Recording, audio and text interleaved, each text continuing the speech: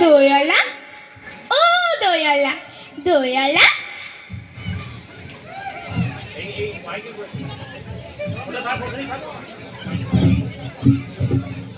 ডাকছো কেন?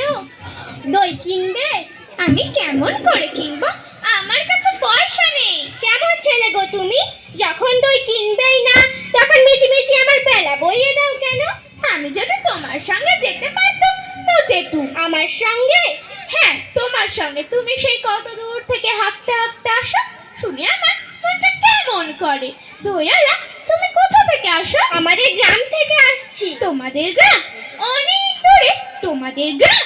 আমাদের গ্রাম সেই পাঁচকুড়ো পাহাড়ের নিচে শ্যামলী নদীর তীরে। পাঁচকুড়ো পাহাড়, শ্যামলী নদী, কে জানে, হয়তো বা তোমাদের গ্রামে গেছি। তুমি দেখেছো? পাহাড় তলায় তুমি কোনোদিন গিয়েছো নাকি? না, যাইনি, কিন্তু আমার মনে হয় আমি তোমাদের গ্রামে গেছি। খুব বড় বড় পুরনো বটের তলায় তোমাদের সেই গ্রাম, এবং একটি লাল রাস্তার ধারে। ঠিক বলেছো। তোমাদের গ্রামের পাহাড়ের পাশে গরু চড়ে বেড়ায়। কি আশ্চর্য! ঠিক বলেছো।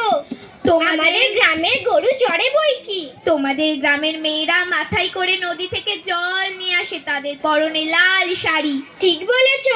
আমাদের গ্রামের মেয়েরা সবাই নদী থেকে জল তুলে নিয়ে যায়। দোলালা, তাদের সবাই যে লাল শাড়ি পরে তা নয়। দোলালা, আমি সত্যি বলছি, আমি তোমাদের গ্রামে কখনো যাইনি। কোভিডের যেদিন আমাকে বেরোতে বলবে সেদিন তুমি তোমাদের গ্রামে নিয়ে যাবে? নিয়ে যাবো বই কি বাবা, নিশ্চয়ই নিয়ে যাবো। তোমার মতন পাক কাঁধে নিয়ে সেই দূরের রাস্তায় আমাকে নিজে নিজে দই বেচতে শিখিয়ে দেবে? মরে যাই, তুমি দই বেচতে যাবে কেন?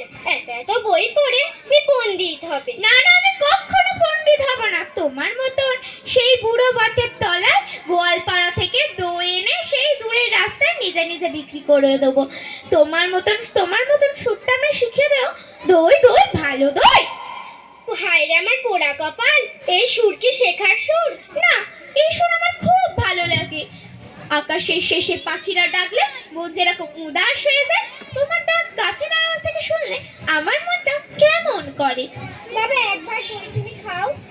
না না, আমার কাছে পয়সা নেই। না না না, পয়সার কথা বলো না।